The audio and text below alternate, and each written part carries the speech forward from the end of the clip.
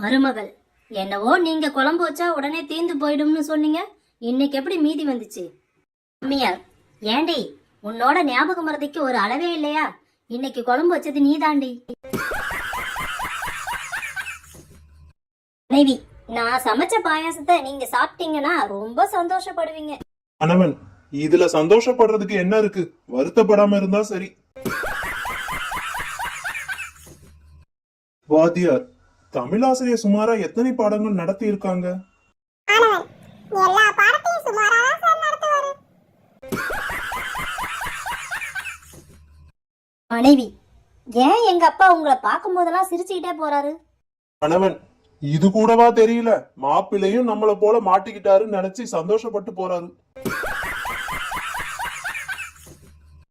ஒருத்தி, எவ்வளவு சொன்னாலும் என் மருமக கேட்காம சமையல செஞ்சிட்டா.